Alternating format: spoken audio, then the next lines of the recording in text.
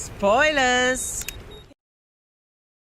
June 1st, 2013, it was announced that Matt Smith would be leaving the role of the 11th Doctor, and the 50th anniversary special and the 2013 Christmas special would be his last Doctor Who related project that he would ever work on. I've loved it, I really have, and I'll miss it, but when you gotta go, you gotta go. 2 months later, Capaldi was announced to play the 12th incarnation of the character, if we don't count John Hurt, who played the War Doctor. Come Christmas Day 2013, Dr. 11 regenerated, and the Doctor that we got to replace him was fucking spectacular, eh? He lasted in the role for 4 years, 3 series, and 4 Christmas specials. Fans loved him, and he seems to have a genuinely great experience working on the show. Now, despite all this, however, most fans agreed that his run of stories on the show were some of the weakest in the modern era's history. Many even comparing him to the Colin Baker scenario of the mid-1980s. And even some believing the notion that if his Doctor stayed on for another year, then the state of the show wouldn't be what it is today.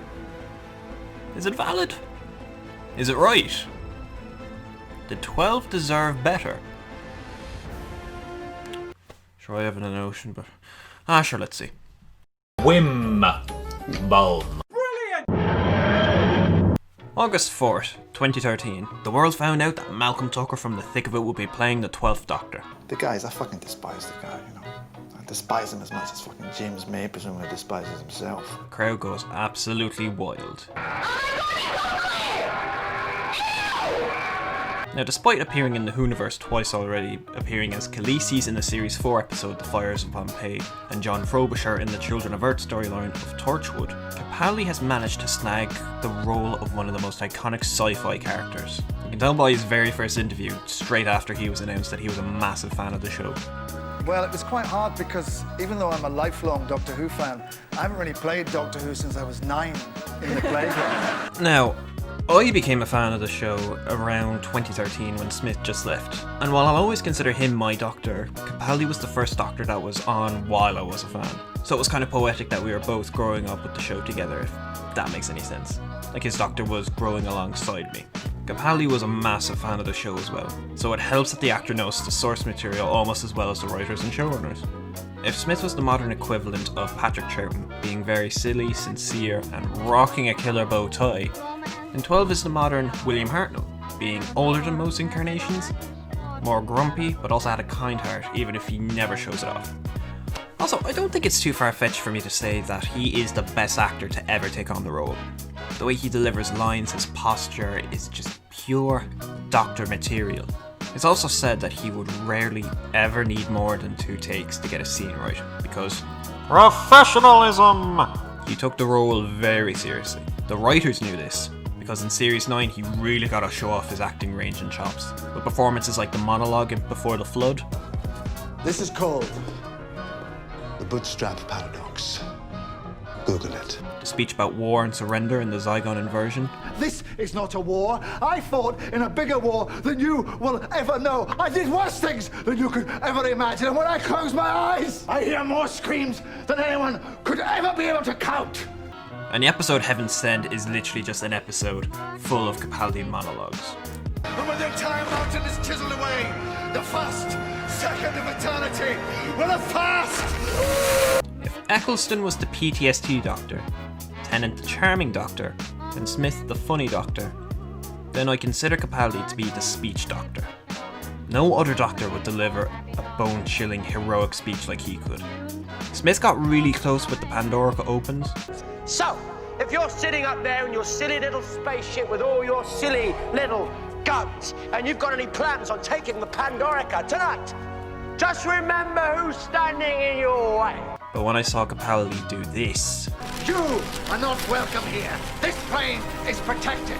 I am the Doctor, and I name you the Boneless. I just knew he would be the speech Doctor from now on. Like I said before, his portrayal of the character is really a throwback to the first 2 Doctors. This doesn't really surprise me considering Capaldi was a fan of the show since the very first episode. And when I say first episode, I don't mean Rose in 2005, I'm talking an unearthly child in 1963. Yeah, he would have been 5 at the time. His Doctor is very cold and calculating, just like Hartnell's take on the original character. This is gun girl. She's got a gun and she's a girl. This is the sort of boss one. Are you the same one as before? Yes. I think he's probably her uncle, but they made that up to pass the time while they were talking. This is Clara, not my assistant. She's some other word. I'm his carer. Yeah, my carer. She can, so I don't have to. But he can also be slightly awkward and sarcastic like someone from Modern Who. So you saved everyone. No, I just saved you, and I let everyone else suffocate. Doctor, Why'd you have 3 mirrors? Why don't you just turn your head? what are you doing in here? You said you had a date. I thought I'd better hide in the bedroom in case you brought him home. Capaldi was such a fan of the classic run that he even requested for the Mondasian Cybermen and the First Doctor to appear in his final episodes, so that it sort of mirrors the 10th Planet serial from 1966. His opening titles are also my favourite. The theme could have used a bit more work. The visuals inspired by YouTuber Billy the Kid. Oh my god, his thing is literally Billy the Kid. I never noticed that before. The visuals inspired by YouTuber Billy the Kid sum up the show perfectly. Also, his theme, A Good Man. It is the best theme that any Doctor has ever had.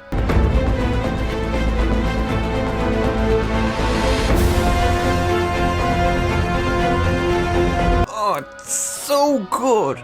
It's like something out of a Christopher Nolan movie. Marigold. Well done, man. Here, have a biscuit, you deserve it. And don't even get me started on The Shepherd's Boy from Heaven Sent. That is probably the best ever piece of music written for the show. Period.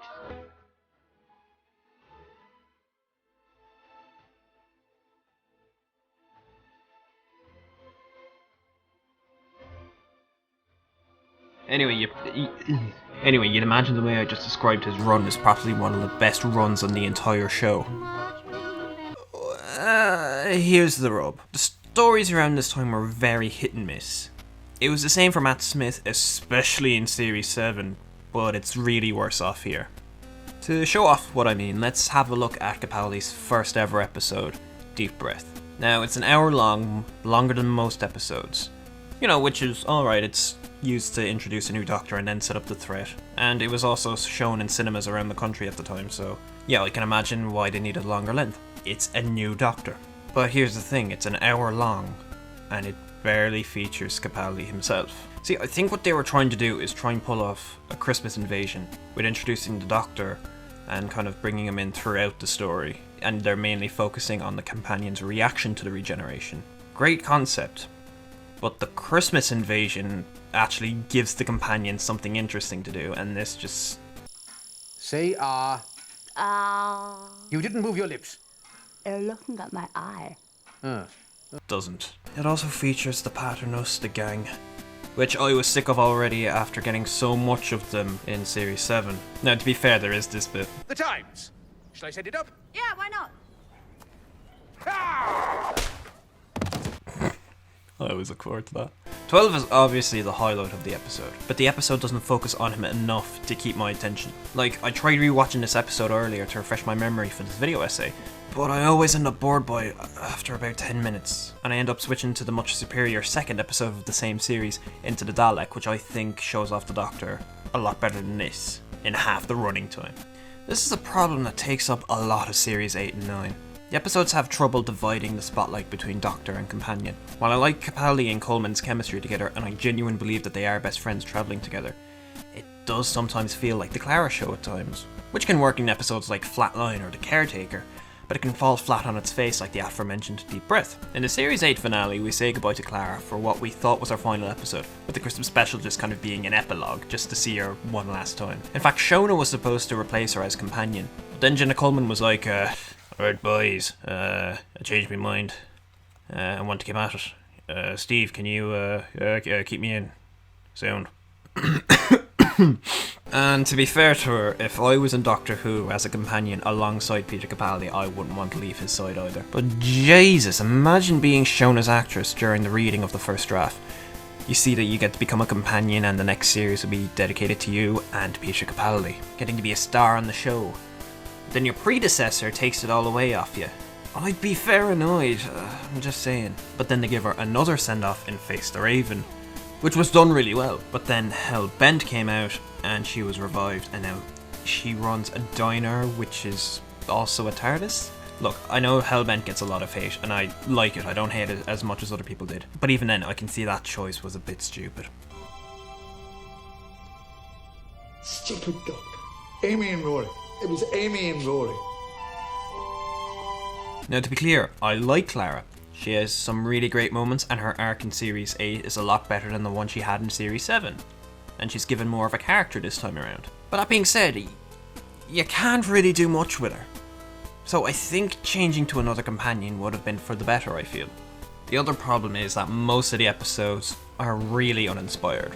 Like in Series 10, for example, we got an episode by one of the writers of Classic Who, Rona Munro, who wrote the final and most underrated story of Classic Who, Survival. If we fight like animals, we die like animals! This episode should have been a great example of taking aspects from the older stories to implement them into a modern series, and since Capaldi's Doctor is basically a throwback to this time, then yeah, I can totally get behind this. I can see why they brought her on board. The episode that was written though, The Eaters of Light, is so forgettable though. Nothing really happens. In fact, I bet you've forgotten this episode even existed. Don't worry, I completely forgot about this until a review of it popped up on my recommended. Then there's In the Forest in the Night, which is basically the world's been covered by trees. Just trees. Not mutant trees like in The Doctor, the Wither and the Wardrobe. There's no villain, no Cyberman or anything, just trees. And the trees are just there to protect the planet from solar flares. So the threat is already taken care of, so what was the point? Series 9 got the worst of it, I feel. Whereas Series 8 was mostly good and Series 10 was mostly alright. Series 9 is a roller coaster of a series quality-wise. You get pretty mediocre episodes like The Magician's Apprentice one week, and then the next you get something really bad like The Woman Who Lived, but then you get something absolutely breathtaking like Heaven Sent. The quality whiplash is really felt when you try binging the series on Netflix, which is what I did for this video.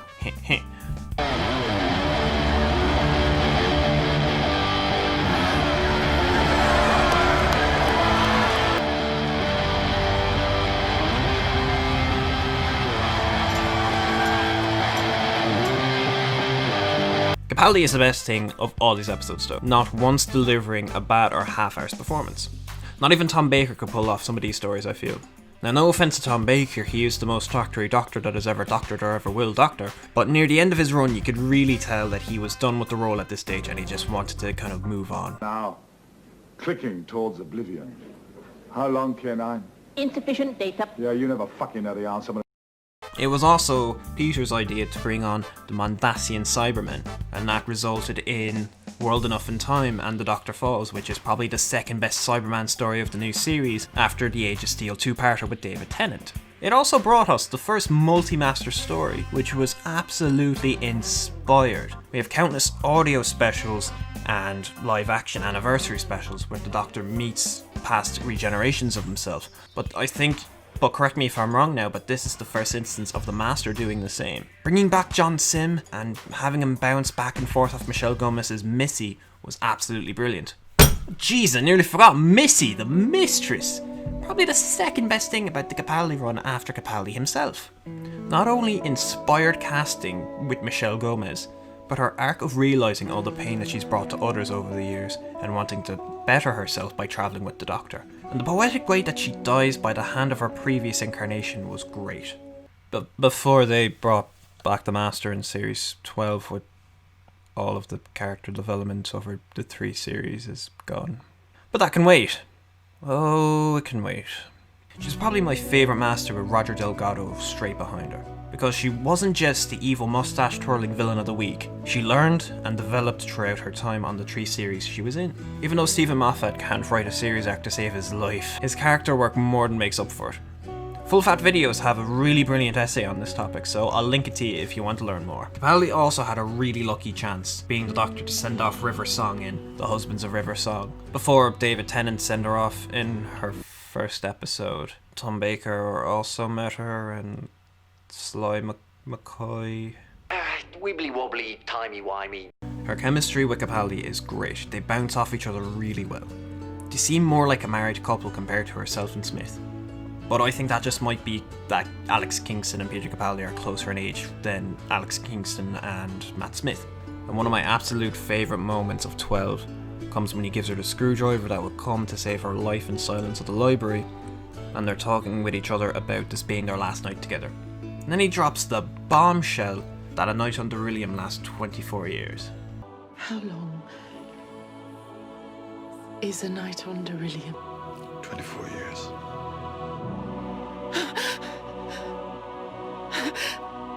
I hate you.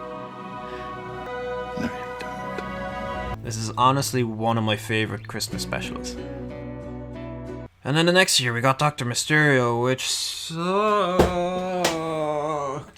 But the year after, we got Twice Upon a Time, which shows off how far the show has come since the very first incarnation. There wasn't a villain this time, just a doctor's decision whether to regenerate or not. After Series 10 gave us some fake outs, when the regeneration did occur, it was different. Not bad different. Different as in, it wasn't like the previous ones in the show. No sacrificing himself to save anyone like 9 or 5, not reluctantly like 10, not like pure accident like 7, not whacking his head like 6, not even the pure emotional bombshell of acceptance like 11. While he does accept that this is the end and a new incarnation of the Doctor is important to keep the universe safe, than him not wanting to go on, he doesn't mope around, he doesn't waste time, and he actually gives his new incarnation a pep talk. The rules to be a Doctor. It was nice. Even though I didn't rip out my heart in sadness like I did with 11, or rip my hair out in frustration with 10, it was almost satisfying that 12 was mature enough to leave a new face take over. His speech was also a way for Capaldi to say goodbye to a character he's loved since he was 5. So impactful. It's probably one of my favourite regenerations. If you want a video on me diving into my favourite regenerations, then I'd be happy to do it. Oh, brilliant. A woman. So, 12's run wasn't the best thing the show has ever had, but it's not the worst thing either. Honestly, I think the Colin Baker run was much worse off with the ridiculous costume, the bad character moments, and the really weird stories. But you know I love you, Colin. You're underrated. Capaldi put his heart and soul into this role, brought callbacks to other eras while also making his own mark on the character. He clearly loved it. He brought his A game, and while most of the stories aren't that great, he did phenomenally and brilliant in the great stories. If he doesn't come back for an anniversary episode, I think it would be a real shame. He most definitely deserved better, but he was wonderful either way. Personally, I think that's a hell of a Doctor. Don't subscribe to the official Doctor Who YouTube channel. Subscribe to the Whimbulm. YouTube channel.